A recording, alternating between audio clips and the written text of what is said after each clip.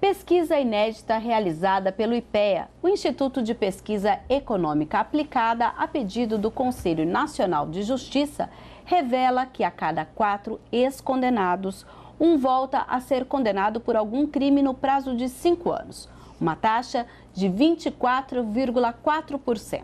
O resultado foi obtido pela análise amostral de 817 processos em 5 unidades da Federação: Alagoas, Minas Gerais, Pernambuco, Paraná e Rio de Janeiro.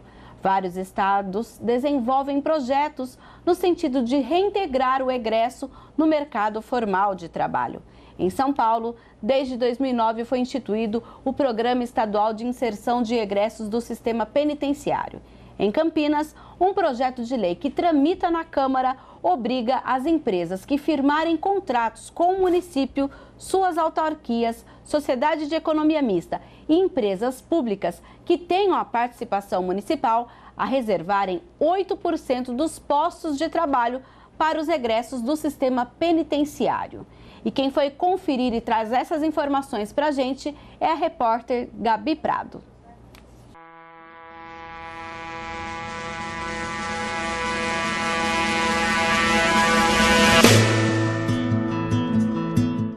É preconceito, né? O medo de você fazer coisa errada. Mas uma coisa eu tenho certeza, o mundo do crime eu não volto. Posso pegar latinha na rua, mas não volto.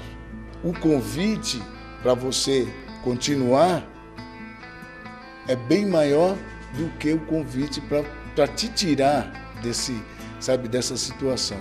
Ao longo da vida a gente carrega um monte de registro com a gente, é CPF, RG, carteira de motorista, mas tem um registro que torna a nossa vida muito mais difícil na hora de assinar a carteira de trabalho. Eu estou falando daquela ficha de antecedentes criminais. É porque se já está difícil para arranjar um emprego nessa situação toda, imagina para quem carrega esse documento.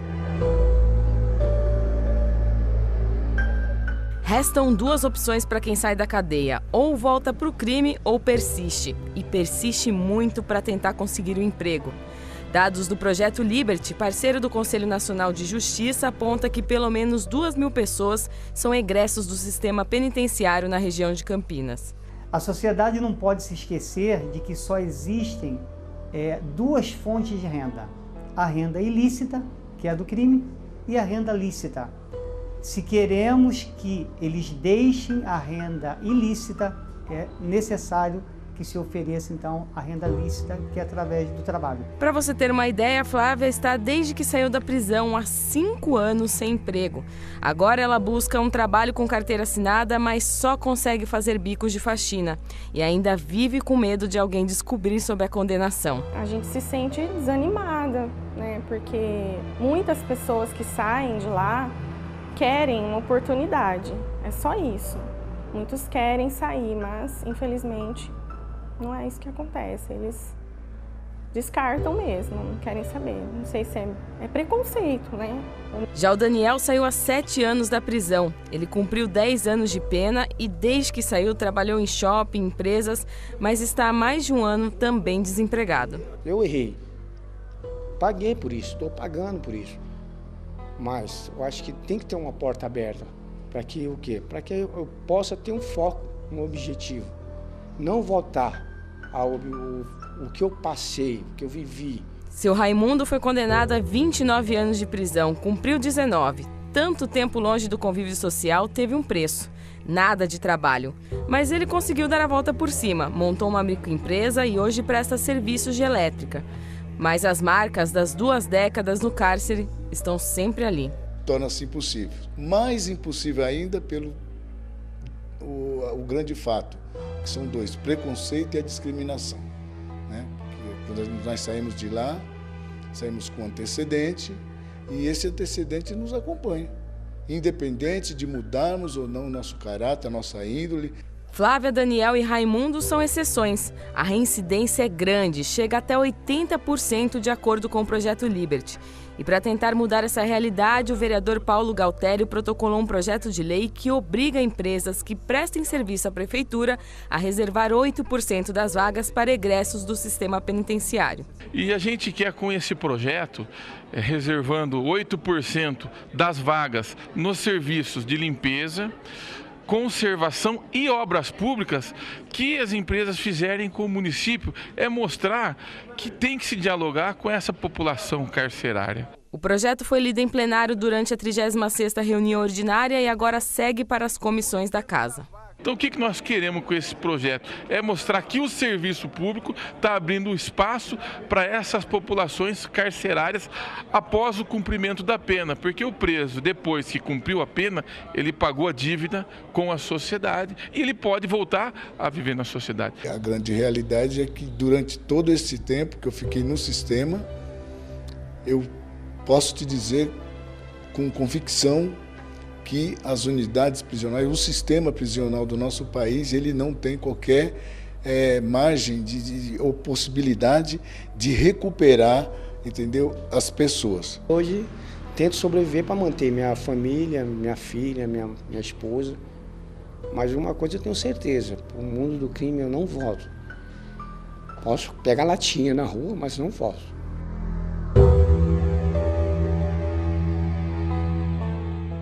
E para falar sobre a importância da reintegração do egresso do sistema prisional no mercado de trabalho, o Questão de Ordem de hoje traz o Dr. Fernando Tadeu Marques, que é mestre em Direito Penal, professor de universidades, inclusive da Metrocamp aqui em Campinas, e também com o coordenador do Instituto Liberty, o Marcos Silveira, que falou aí na nossa matéria e agora vai detalhar um pouco mais sobre esse projeto para nós.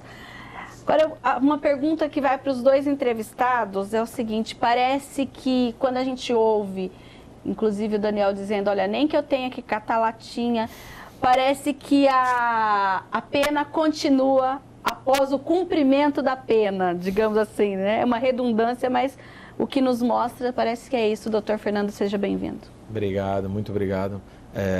Gostaria de agradecer o convite, né? E a gente vem para debater essa questão extremamente ardilosa, importante e, de fato, né, ele vai arrastar durante um período, exatamente como ele disse na matéria, e você vê o anseio dele, né, de não quero voltar. Muitos alunos e pessoas nos encontros ou palestras que nós fazemos que nos perguntam, mas as pessoas, será que realmente querem se socializar? Será que essa pessoa, de fato, tem recuperação? E até apontam algumas figuras como irrecuperáveis. Eu posso até dizer que, de fato, pode ser que algumas pessoas realmente nasceram para a vida do crime, que não é fácil, mas talvez tenham nascido para isso e aguentem o sofrimento, mas não é a maioria. Isso não é a maioria. E eu acredito que, com base nessas pesquisas, nesses números, eu acho que a gente vai enxergar uma realidade de pessoas que, se tivessem, eu não estou dizendo para fazer nenhum malabarismo, fizessem cumprir a legislação e esses incentivos de fato acontecessem, essa realidade já teria mudado um pouco. Um número que conversávamos há pouco, acerca da realidade carcerária. De 1997 até 2007, essa massa carcerária cresce de aproximadamente 54 mil pessoas para 170, quase 180 mil pessoas. De 2007 a agora, os últimos dados fechados, acho que deve ser de 2015, 14 de 2015, essa massa carcerária já estava ultrapassando os 600 mil. Por óbvio, com mais um ano aí, né, de atividade que nós tivemos, eu acredito que tranquilamente essa massa já deve ultrapassar os 700, beirando 800 mil pessoas que estão presas. Eu não estou dizendo daquelas que ainda estão por serem presas, que têm os mandados expedidos e eu acredito que chegaria a cerca de 1 milhão, pelo menos, de pessoas que deveriam estar encarceradas hoje. E quando a gente fala nesse número de a cada 4, um acaba sendo condenado novamente num prazo de 5 anos, isso assusta. É muito... Agora, Marcos, vamos falar um pouquinho desses números. Quando a gente fala desse 1 a cada 4, na matéria, a informação que você nos passou foi que na nossa região nós temos 2.000. E você, que trabalha diretamente com o egresso. Isso que a gente mostrou aí, que a repórter Gabi Prado conheceu aí essas histórias, essas 3 histórias. Inclusive, a gente percebe que apesar de alguns terem conseguido, a própria Flávia conseguiu alguma coisa, mas sempre é algo assim, na faxina, num serviço, não desmerecendo nenhum tipo de trabalho, mas é algo ainda que parece mesmo que a pessoa tem que ficar todo dia provando quem ela é.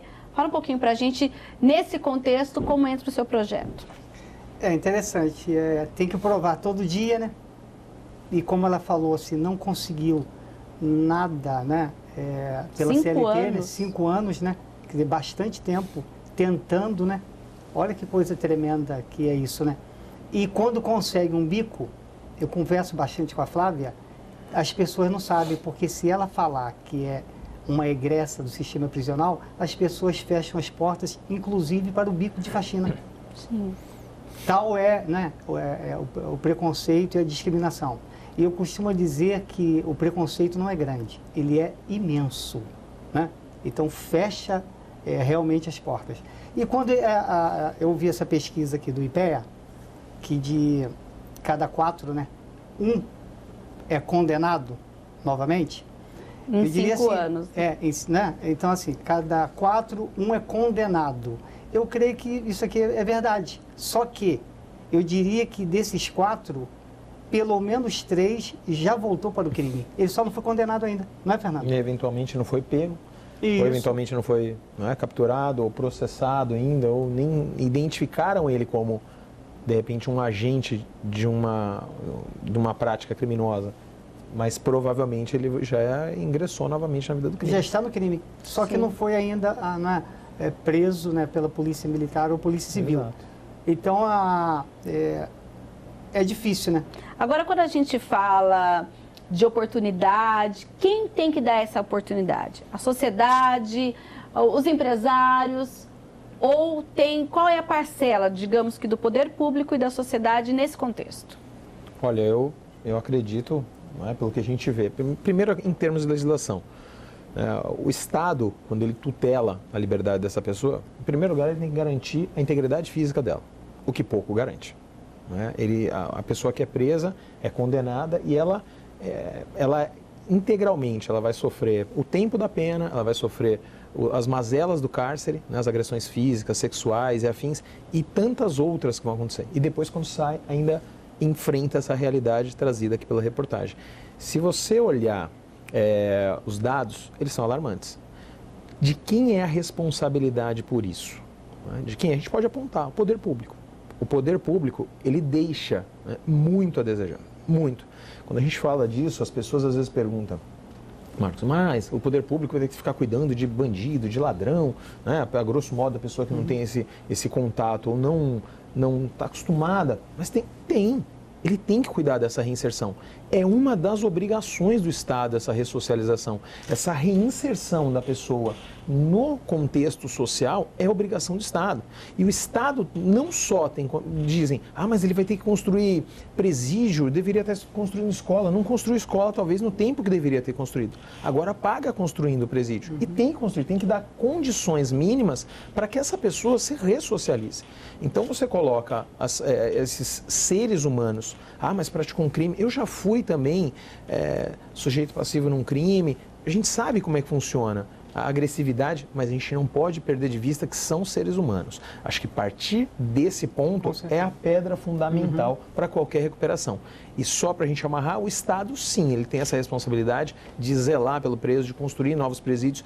Onde você coloca um preso hoje que deveria ter naquele espaço físico 6, tem em média 40. Então, eles comem como? Com a mão. Quando vem lá a alimentação, come dentro da própria cela. Realidade que as pessoas desconhecem. Não sabe, né, Fernando? Desconhecem. Aí, as pessoas imaginam que está preso, né, sem fazer nada, né? Tomando café da manhã, almoçando, jantando, comida de primeira qualidade, e isso não é verdade, né? Não, então, longe disso. Não é verdade?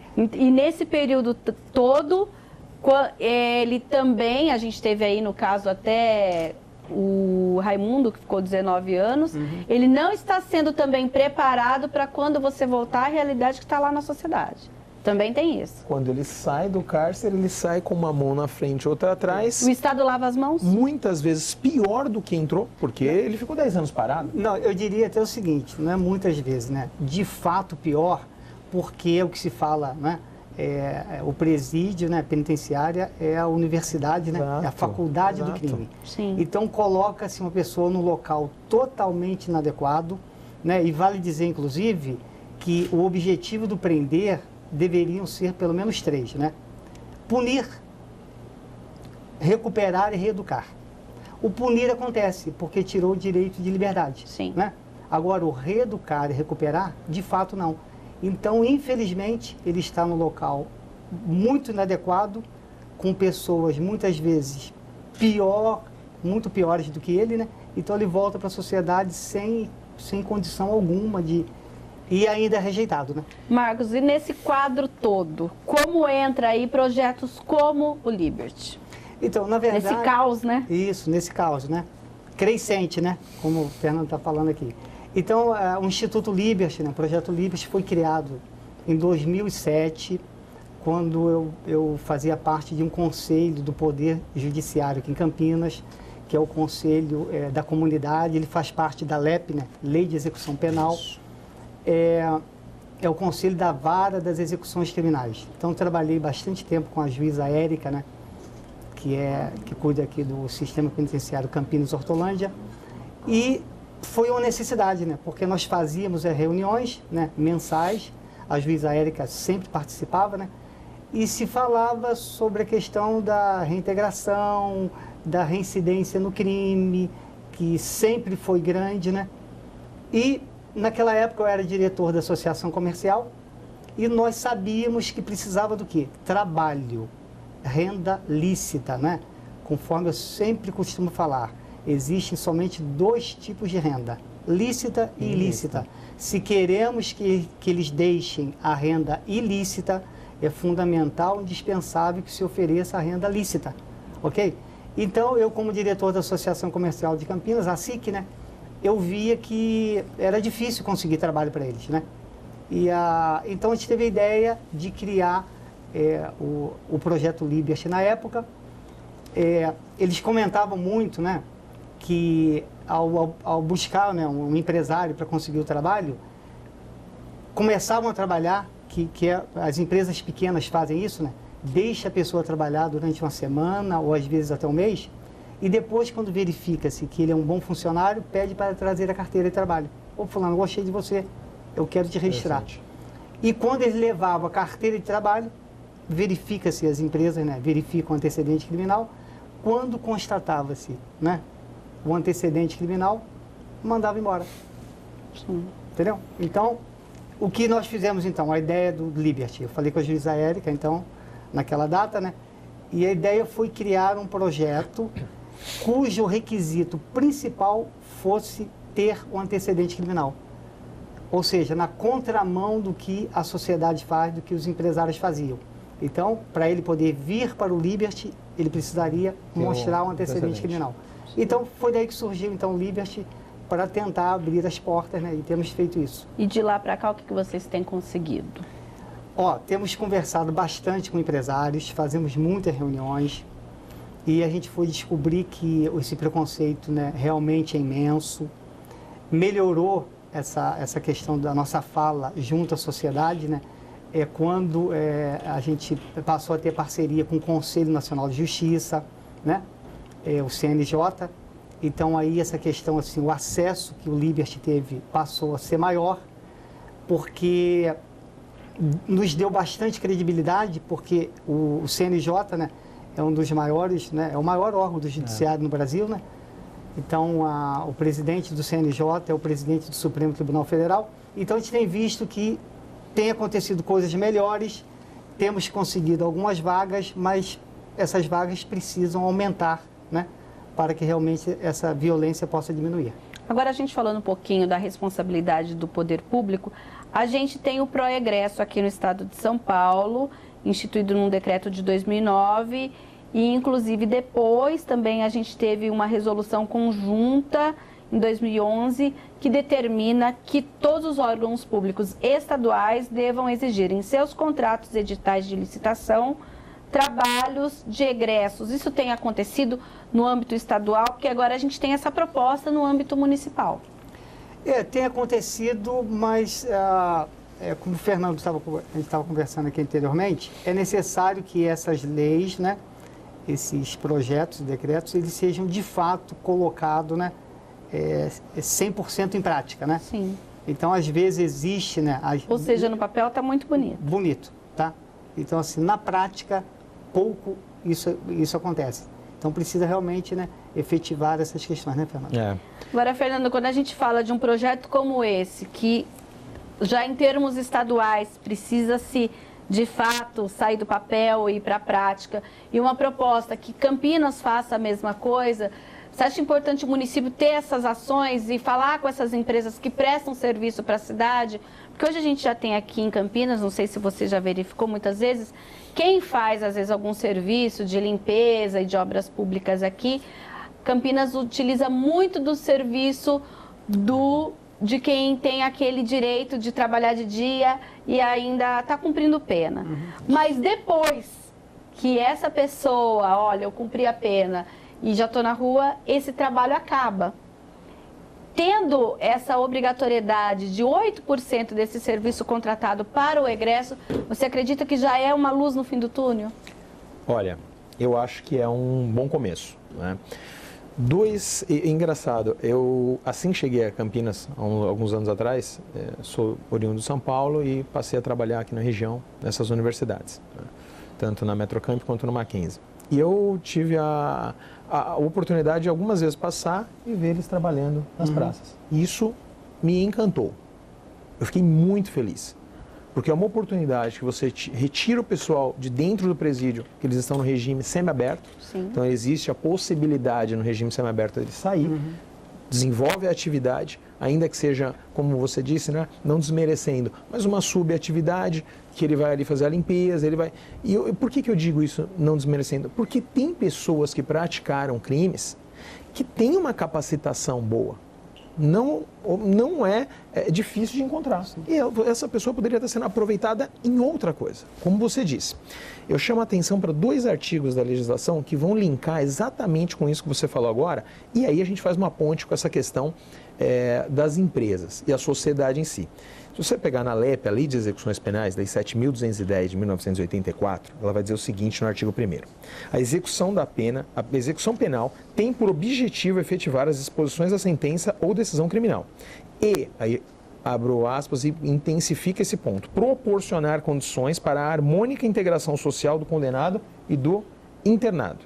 E o artigo 10. A assistência ao preso e ao internado é dever do Estado, objetivando prevenir o crime a orientar o retorno à convivência em sociedade. O Estado, se a máquina pública não tem condições de dar conta desse recado, que eu acho que essa iniciativa dos 8% é um bom caminho, é o início para esse trabalho. As empresas poderiam até contratar mais. E digo mais, não limitar esses 8% a esse tipo de atividade. Porque essas pessoas talvez tenham conhecimentos específicos, às vezes informática, às vezes numa outra área, que pode colaborar dentro da empresa com outras atividades. Mas é de suma importância esse acesso. E que esse programa se estenda não só a Campinas, mas também às outras cidades e ao Estado em si. E que é o que nós esperamos, em última instância, né, Marco? As empresas se sensibilizem. Mas não está fácil para ninguém porque não consigo empregar nem quem não tem os registros, né, isentos ali de alguma passagem criminal. Óbvio, também concordo com isso. Porém, eu acho que há uma oportunidade, ainda que pequena, começando com esses 8%, de motivar e demonstrar para esse empresariado e para a sociedade civil como um todo que é justa e necessária essa oportunidade. Acho que é o caminho, talvez seja o início de uma... Essa alavanca vai servir para que esse projeto futuramente não tenha necessidade de você implementar isso como uma política pública, dizendo, empresa, você precisa para contratar comigo ter 8%. Que seja algo natural das empresas. Isso é uma questão cultural. Nesse período em que a gente fez convites a alguns órgãos aqui da cidade para participar, Inclusive fizemos ao Ministério Público do Trabalho e por um motivo de agenda ninguém pôde comparecer, mas eu adianto que já uma procuradora disse que está sendo elaborado algum TAC para se fazer com algumas empresas, para que então coloque já um número de egressos do sistema prisional. Só que isso a gente precisa sempre estar vendo essa oportunidade, essa maneira de como será feito aqui na cidade, né? Muito interessante. Isso é uma iniciativa do Ministério Público do Trabalho que tem que ser aplaudida. São oportunidades que pode ser, não é, o começo, o embrião, para que outros órgãos se manifestem e vão também neste caminho, na busca dessa melhora. Porque é ilusão achar que simplesmente encarcerar por encarcerar vai resolver o problema. Nós vamos criando uma massa cada vez maior, hordas e hordas de pessoas ali dentro que não se recuperam, que saem cada vez pior. Imagine o caso desse entrevistado, 19 anos. Não estou dizendo que ele não merecesse, não estou dizendo que não foi justa a condenação. Não tenho nem condições de avaliar isso agora, mas eu digo, 19 anos lá, pergunto, o poder público, o que ele fez nesses 19 anos? Essa pessoa, eu tenho certeza absoluta, certeza, ela saiu como ela entrou, no mínimo. Sem ter adquirido em 19 anos, poderia ter feito um curso superior. A LEP é uma lei muito boa, está entre uma das melhores legislações da nossa lei de execução penal do mundo. Ela prevê a possibilidade de remissão do preso se ele trabalha ou se ele estuda, por exemplo. Então, por que não incentivar o estudo? 19 anos ele teria saído lá pós-doutorado. Verdade. Quanta oportunidade poderia ter sido dada para essa pessoa? Enfim. Inclusive, Fernando, eu acho interessante, no caso do Martins, que ele saiu do presídio, ele veio direto para o Liberty, né? Ele é músico, né?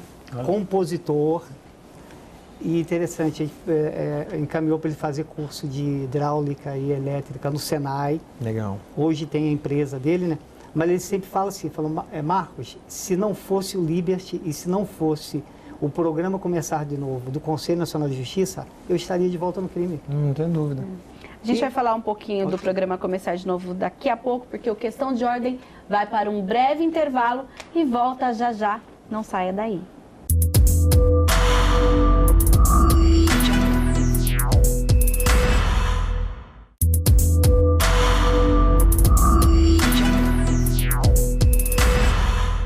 Estamos de volta no Questão de Ordem de hoje, que discute a oportunidade de trabalho para o egresso do sistema prisional. E hoje nós contamos com a participação do Dr. Fernando, que é mestre em Direito Penal, e também com o Marcos, do Instituto Liberty. E falávamos aí da importância de projetos como o Liberty. Você mencionou o programa Começar de Novo. Esse programa, aqui em Campinas, ele funciona através do projeto Liberty ou tem outras instituições? Especificamente em Campinas, né, através do Liberty, né, do Instituto Sim. Liberty, né?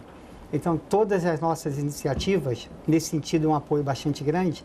Tudo que o Liberty faz, né, eles divulgam no site do Conselho Nacional de Justiça. Muito legal. Mas como funciona isso? O Liberty vai até a empresa, vai até por exemplo, até uma instituição pública. Como é esse relacionamento de egresso, Liberty e oportunidade de trabalho? Então, nós, na verdade, assim, procuramos acompanhar esses egressos e egressas, né, para mostrar para os empresários, né, e até para as instituições públicas de que eles não estão sozinhos, que é algo que nós temos tido uma conversa bastante boa com o Sinduscom, que é o Sindicato dos Proprietários de Construtoras do Estado de São Paulo, né? Estive lá em São Paulo, né, na sede deles, falando sobre a questão de oportunidade e o que eles estão abertos para ajudar. Pediram tão somente que se crie, né, aí, nesse caso, eu estive conversando até com o Ministério Público do Trabalho sobre essa questão, mas eles querem, né, Fernando, que a gente também acompanhe, né? Então, existe uma questão de acompanhar essas pessoas. Então, o Liberty faz isso, acompanhar. Porque, de fato, assim, a oportunidade precisa ser dada a todos. Mas, como o Fernando já tinha comentado, nem todos querem mudar de vida. Então, o que o Instituto Liberty faz é acompanhar essas pessoas e verificar, de fato, quem realmente quer mudar de vida para que se possa dar oportunidade para eles, né? Acompanhá-los. No início do projeto Liberty, a gente imaginou que eles precisavam de trabalho, né? e precisam, né?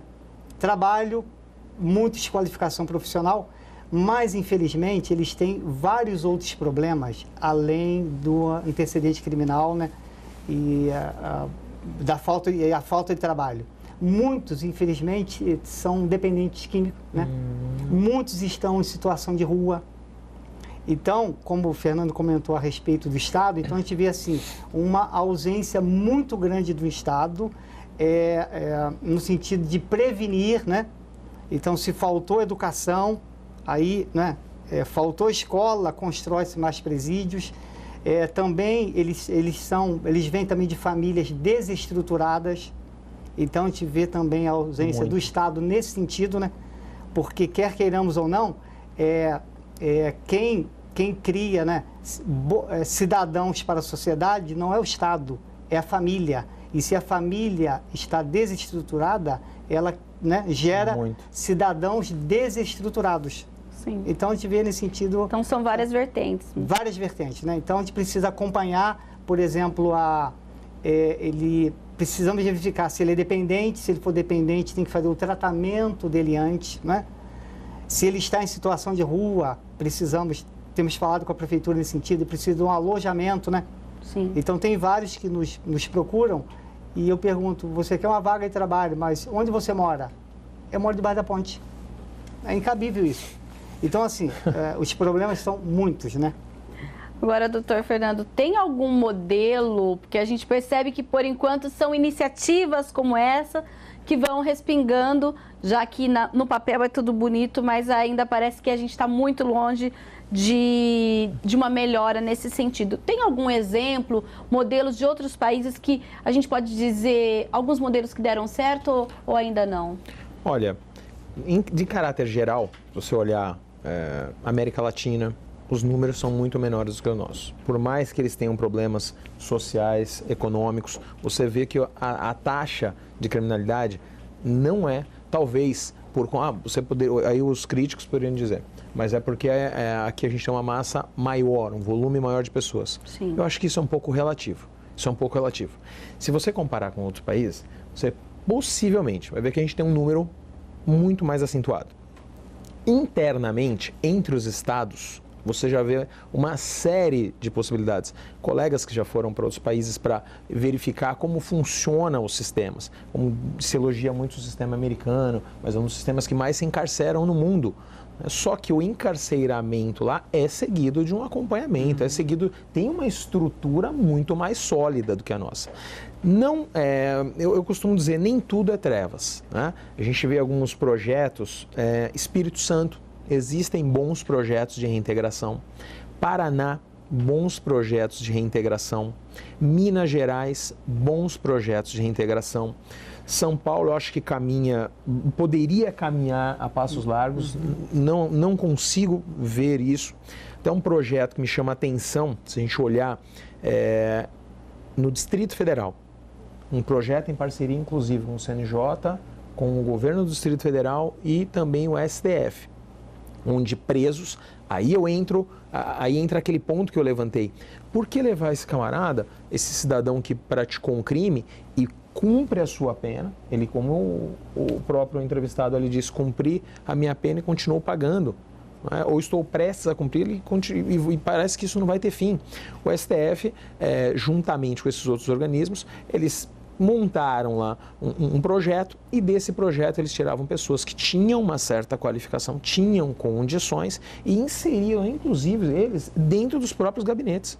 Um exemplo disso, se eu não me engano, posso estar errado aqui, mas foi o Gilmar Mendes, que no gabinete dele, parte do corpo funcional dele eram de egressos. Então, que tinham uma certa experiência ou que não tinham, mas passaram por uma qualificação no campo administrativo, de informática, porque tinham um pouco de conhecimento de direito. A qualificação ainda no sistema prisional é essencial para preparar esse condenado para quando ele cumprir a sua pena. Olha, hoje a gente tem já informática, a gente tem uma série de coisas que você depois vai estar preparado. Isso é essencial? Essencial, acho que essa é a palavra. O Marcos está como entusiasta desse movimento, né, Marcos? Eu acredito que sim, mais do que isso. A ALEP, a Lei de Execuções Penais, a partir do artigo 126 até o 129, ela trabalha a questão da remissão. O preso que trabalha e o preso que estuda tem uma redução gradativa da sua pena. A cada 3 dias de trabalho ou de estudo, ele reduz lá 1/3 da sua pena. Sim. O ponto principal aí, a lei foi criada, isso já tem, acho que aproximadamente uns 3 ou 4 anos, só que pergunto, aonde está essa oportunidade? O preso ele vai estudar aonde? É aí que deveria ter entrado o poder público, muito provavelmente com parcerias com empresas dentro do próprio presídio, montando ali salas. Existe algum modelo, por exemplo, de parceria com universidades para quem quer fazer um curso superior, para que possa fazer esse curso? Existe algum modelo aqui no país? Existem algumas universidades que já têm, essas universidades mais populares que têm, acho que talvez esse incentivo maior, já tem alguns projetos nesse sentido. E digo mais, talvez o Estado pudesse, nesse momento, aproveitando essas estruturas e essa vontade dessas empresas em até crescerem, talvez, montarem núcleos dentro dos presídios. Você não tem que tirar o preso lá de dentro. Então, ali dentro, ele ter condições de fazer um curso da área administrativa, ele tem uma noção de escritório, uma noção de informática, alguma coisa nesse sentido, para que quando ele saísse, tivesse condições de disputar uma vaga. Estou dizendo dar uma vaga para ele. Ele ter condições de dar ferramentas para ele disputar. Fernando, até pegando o seu gancho aí, um outro problema que é bastante grande é que nos presídios, né, existe uma deficiência grande de salas de aula, de espaço. Então, eu diria assim... Até para alfabetização mesmo. Então, assim, muito difícil, ou seja, não tem local. Eu creio que, no caso, aí, as universidades poderiam ajudar muitíssimo, essa ideia sua muito boa, mas falta espaço. Por quê? A ideia dos presídios brasileiros, né, não era essa, de educar ninguém, seria só de prender, né, de punir, né. Então, é necessário que se mude, né, até, inclusive, eu faço parte de um grupo criado pelo Ministério Público Federal em Campinas, né, pelo procurador Áureo Marcos, chama-se GIA Prisional, né, Grupo de Inovação e Apoio ao Sistema Prisional, né, e que nós estamos trabalhando nesse sentido, inclusive, de se preparar um projeto de um presídio ideal que vá punir, sim, mas recuperar e reeducar as pessoas. Então, tem espaço lá para salas de aula e outras coisas. Mas seria importantíssimo, né? Inclusive, um tempo atrás, foi a ideia do promotor Herbert, aqui da área criminal de Campinas. Nós fizemos um trabalho inédito, que foi, nós temos parceria com o Senai para qualificação de egresso. E ele deu a ideia, Marcos, por que você não pega um grupo do regime semiaberto, né, que está próximo de sair, ao invés de aguardar que ele saia para qualificá-lo, né? Perfeito. Ele, antes de sair, né, no semiaberto, a gente já qualifica, dá a qualificação para ele e depois, quando ele sai, ele já sai com o diploma na mão para ir trabalhar. Fizemos isso, né? Foi um modelo, né? Então, veja só, as ideias são muitas e muitas coisas podem ser feitas. É necessário boa vontade, com uma boa vontade do promotor. Como o doutor Fernando falou no começo, tem muita crítica, mas ainda não se achou o caminho. Por exemplo, quando a gente fala de mercado formal de trabalho, a gente está vivendo um momento aí um pouco confuso nesse momento em que muitos postos de trabalho estão se fechando e muitas pessoas estão à procura de abrir, por exemplo, uma MEI. E a gente viu aí que o Martins foi lá, fez o seu curso e abriu uma microempresa nesse sentido. É isso mesmo. Essa seria uma outra opção, partir para uma qualificação e para uma prestação de serviço formal, através das MEIs? Com certeza. Eu acho assim, que todas as saídas, todas as portas, todos os caminhos são importantes, né? Como o Fernando bem falou, esses 8% dessa lei municipal, que esperamos, né, que seja aprovada, né? Esperamos aí que é uma conscientização aqui do Legislativo em Campinas, que todos os vereadores, né, apoiem, né, que seja unânime a aprovação, para que sirva de modelo. Mas, como você falou, eu acho que tudo é importante, né?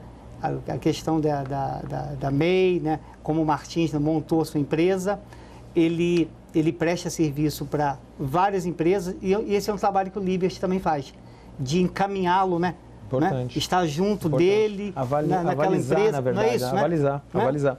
E essa questão relacionada ao papel, do corpo social. Falando da questão da empresa, né? Como que ele vai sair e vai abrir uma empresa? Bom, se você não der o mínimo de qualificação para ele entender como é que funciona esses trâmites lá dentro, você pode até ter boas almas ali, esperando boas oportunidades. Eu entendo o seguinte, nós temos organismos que poderiam, até fica como sugestão para o Liberty, de repente, entrar em contato. Acho que o Sebrae é alguém que pode selar uma parceria nesse sentido, de colaborar de alguma forma com cursos ou gratuitos ou com baixo custo para que seja subsidiado eventualmente pelo Estado. O próprio SESI, SENAC, então o SESC, essas Sistema associações... S. Exato, o Sistema S. Eles, de certa forma, se conseguissem abraçar, né, pelo menos em parte, essa causa, eu tenho certeza que já seria, de fato, Com certeza. uma força a mais, até para cobrar do próprio Estado. Sim, poder doutor. público. A gente está falando aí de várias ideias de esforços aí do Liberty, de várias instituições, mas o senhor acredita que a gente vai ter que ter uma legislação? A gente está falando aqui agora de Campinas, esses 8%, que já é o começo, como o senhor falou, mas, por exemplo, uma legislação nacional que crie uma espécie de cotas nas empresas, o senhor acha que a gente vai ter que chegar a isso? Eu acredito. E eu pensando nessa trajetória, né, de 97 até aqui, com essa massa carcerária que só cresce, eu penso no seguinte, por que já não foi feito? Essa é uma pergunta que a gente seria poderia positivo? ter feito. Cotas, impor X%? Eu não sei se impor cotas. Eu não sei se talvez o termo não fosse impor. Acho que talvez fosse um pouco forte. Mas por que não criar? Eu vou dar um exemplo. Que eu acredito, e isso eu já venho discutindo há muito tempo com alunos em grupos de estudo e afins, em palestras ou em parcerias, um ponto. Fala-se tanto, né, nessa carga tributária onerosa para as empresas. Por que não desonerar um pouco essas cargas tributárias? Ou, se falar de desonerar o poder público, ele vai dizer, em hipótese alguma, então tá bom, continue cobrando o que você cobra hoje. As empresas continuam pagando. Então destine parte dessa verba ou incentive as empresas a colaborar. E coloque, é simples, é muito simples. A empresa que colaborar vai ter abatido lá um X percentual no seu IR ou em impostos estaduais, municipais ou federais. Mas eu acredito que isso, para que aconteça dessa forma, tem que vir desenvolvida pelo Poder Legislativo Federal para até que vir com um pouco mais de força. Sim. Até para poder desonerar impostos de alto calibre. É porque a gente fica com iniciativas pingadas, né? Cada estado faz a sua maneira, cada associação trabalhando, projetos como o Liberty também ali. Eu acho. Mas a legislação, você acha que também ajudaria, Marcos? Veja só, você comentou, eu gostaria de discutir um pouquinho isso aí, aproveitando aqui o professor, a imposição de cota, né? Mas alguém poderia perguntar, né? Isso aqui é constitucional? O se impor 8%, por exemplo, que eu acho até, do ponto de vista meu, um percentual pequeno. Pequeno. Mas veja só, na verdade, então, não poderia se impor 8%? Mas por que se impõe 100% de rejeição e é aceito até hoje? É bem simples. Porque o egresso, vê que eles falam ali, né? Está sendo... Né, essa imposição de rejeição de 100%, né, já é, né, quanto tempo isso aí? Desde que existe presídio. Então, essa rejeição já existe. Então, eu creio que 8% é pouco, né? Eu acho que no futuro, quem sabe, isso aí melhore, né? E a gente não pode se esquecer também que, quer queiramos ou não, eles cometeram delito? Cometeram. Mas eles pagaram pelo seu erro. É fato. O que aconteceu? Né, a polícia prendeu, o judiciário condenou e esse judiciário que o colocou lá, chega um momento que fala, você pode sair, você já pagou pelo seu delito. Se ele já pagou, né? Se eu estiver errado, me corrija. É isso. Ele é igual... A todos. A todos, qualquer outro. Né? Então, ele tem direito ao trabalho, né? Ele tem direito à educação, né? Ele tem, né? Então, por que agora? Aí se fala que 8% para ele. Por que 8%? Porque ele tem sido excluído 100%. Agora eu vou fazer uma pergunta. Essa questão que a gente mencionou lá no primeiro bloco do antecedente criminal. E vocês estão dizendo, não, a partir do momento em que ele cumpriu, ele é como qualquer um outro comum, que não tivesse. sim. Por que, então, continua essa exigência do antecedente criminal? Tem um óbice aqui que é um só, na verdade, só para a gente deixar claro a questão técnica no campo penal. Tá. Quando alguém é condenado com um trânsito em julgado, quer dizer, isso já não tem mais possibilidade de recurso. Então ele conclui ali o processo e não há mais para onde recorrer. Ele foi condenado. Há uma nova condenação eventual que venha depois desse período, ele é considerado reincidente. A lei trabalha com duas perspectivas. A primeira, para que ele seja considerado reincidente e tenha a sua pena agravada, tem que haver ali uma distância da data do cumprimento da pena ou da extinção dela e do fato novo, do novo crime, de 5 anos. Se isso acontecer dentro desse período, ele é considerado reincidente e sua pena sobe. São duas oportunidades onde essa pessoa, de fato, volta a ser como eu ou você, ou Marcos, e voltando até a sua ficha limpa, né? Ou não constando, não registrando mais antecedentes criminais. Uma delas é pela abolição do crime. Se aquele crime que ele praticou, na legislação, deixar de existir. Esse crime que ele praticou, ou outras tantas Agora pessoas, infração. agora virou uma infração administrativa, ele não é mais crime. Tá. Então ali já limpa-se, né? Quase que num efeito automático essa ficha dele. A outra hipótese, que pouquíssimos egressos conhecem, e um dia eu fui surpreendido em sala de aula. A reabilitação criminal. Como funciona de forma bem breve? O agente, depois de ter cumprido a sua pena, ele passa do dia seguinte ao cumprimento à extinção da pena, ele tem que esperar 2 anos. Período de 2 anos, passados esses 2 anos, ele contrata um advogado, vá até uma defensoria pública, onde ele será assessorado. Ele vai ser solicitado no fórum onde ele foi condenado, naquela vara, uma chamada certidão de objeto e pé, que vai verificar que durante aquele período de 2 anos ele nada mais teve com infrações no campo criminal. Aí esse processamento lá na vara vai dizer que está tudo ok e ele sai, fica com a ficha limpa. Aí, de fato, se puxar novos antecedentes, nada constará. Por que digo isso? Porque eu fui surpreendido um dia na sala de aula, eu terminei a aula falando de reabilitação. Um aluno veio até mim e disse: professor, eu poderia dizer que foi meu irmão, foi meu primo, foi outra pessoa. Fui eu. Ele com 38 anos, ele com 18 anos, ele cometeu um crime, foi condenado, um crime não era um crime muito substancialmente grave, acho que era um crime de furto. Foi condenado, cumpriu pena, um pedaço da pena e depois foi para o regime semiaberto, depois para o aberto. Ficou pouco tempo no cárcere, não sofrendo os efeitos deletérios dele, tá? Aqueles efeitos negativos do cárcere. Ficou pouquíssimo tempo. Falou: hoje eu estou aqui, me formei, estou buscando a minha carteira da OAB, e o senhor falou da reabilitação. Eu fui condenado a 20 anos e eu não sabia disso. Falei: então hoje, se puxar sua ficha, vai aparecer. Até ajudei ele na oportunidade. Enquanto não vai atrás desse trâmite, pro resto da vida. Pro resto da vida. Então, 20 anos depois, ele conseguiu a reabilitação. Ajudei ele até nos trâmites, ele conseguiu a reabilitação. Sem essa reabilitação, a ficha dele sempre vai aparecer. Poucos detentos sabem disso. O Estado deveria acompanhar. A lei está dizendo, o Estado, quando ele sai, o Estado tem que fazer um acompanhamento dele. Para o que aconteceu? Depois que deu esse período, como a lei disse, ela: olha, camarada, você tem aí esse direito, você quer utilizar? Vamos atrás, é isso. Não, então ninguém informa, mesmo aqueles que não buscaram uma nova atividade criminal. Não sabe. Não sabe.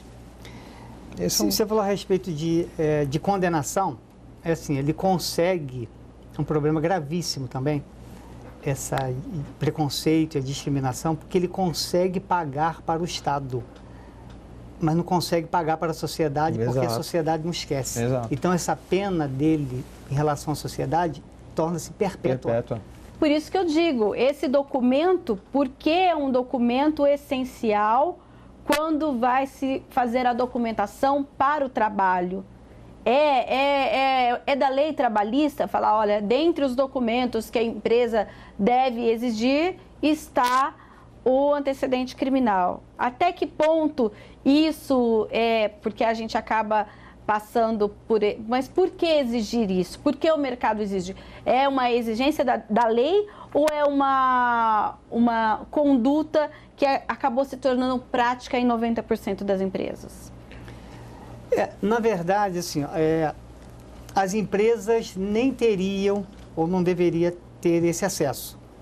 Mas, infelizmente, o que ocorre é que as empresas têm contato com os órgãos, principalmente com as polícias, e eles informalmente conseguem. É isso que acontece. Não, mas quando Então, as pessoas também, mesmo que não seja informalmente, quando você pega aquela relação do que deve levar para ser efetivamente, está lá, atestado de antecedente criminal. Não é algo que seja obrigatório, não é algo que seja obrigatório, mas na medida em que as empresas, até com uma ideia talvez de se proteger, deixa eu ver quem é que eu estou contratando, eles colocam como, não é que há uma obrigatoriedade em solicitar, mas as empresas solicitam muito provavelmente nesse sentido, de se precaver, para saber, deixa eu ver se essa pessoa eventualmente não foi um estelionatário, eu vou colocar ele dentro da minha empresa, vai me causar problemas, ou foi alguém que praticou um sequestro de alguém, de crianças, como é que eu vou colocar alguém? E há um problema grande nesse sentido da ressocialização.